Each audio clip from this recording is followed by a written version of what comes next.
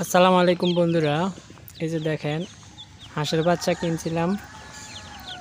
তো বন্ধুরা, এই হাঁসের বাচ্চাগুলো আমি এই যে আমাদের এদিকে অটোতে করে আর কি ফেরি করে বিক্রি করে।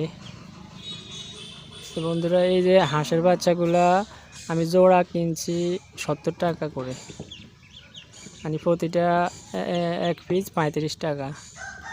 তো ভিউয়ার্স, আমি 15টায় যে হাঁসের বাচ্চা কিনা হলো, 15টা হাঁসের বাচ্চার দাম দিয়েছি 500 টাকা। তো ভিউয়ার্স, 500 টাকা হলে একটা বাচ্চার দাম প্রায় 33 থেকে 34 টাকা করে পড়ে। এই যে দেখেন ভিউয়ার্স, বাচ্চাগুলা আনার পরে এগুলাকে আমি এই যে ক্যারেটের মধ্যে একটা এই যে কাপড় দিয়ে রাখছি। আর ভিতরে দেখেন এই যে মুরগির এই যে স্টার্টার ফিড যেটা আছে ওইটা এই যে দিয়ে রাখছি। এই যে দেখেন আনার পরে আলহামদুলিল্লাহ এই যে খাবার জন্য চেষ্টা করতেছে। এগুলোর বয়স আজকে 1 দিন বা 2 দিন হবে। এই যে দেখেন পানি দিই না এখনো।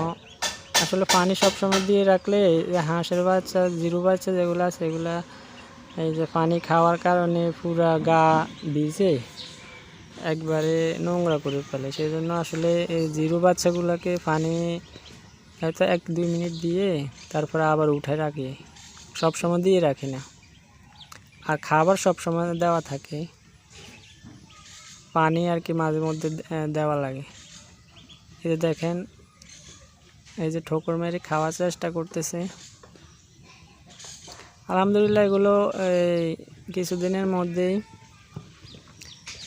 আরও সুন্দর হয়ে যাবে ফিড খাওয়ার কারণে। ফিড আলহামদুলিল্লাহ এই যে দেখেন আমার আগে যে 6টা হাঁস কিনছিলাম বাচ্চা, ওগুলা বয়স এই যে দেখেন এগুলার বয়স এখন 1 মাস কত 7-8 দিন হবে। এই যে দেখেন আলহামদুলিল্লাহ এগুলা এই যে অনেক বড় হয়ে গেছে।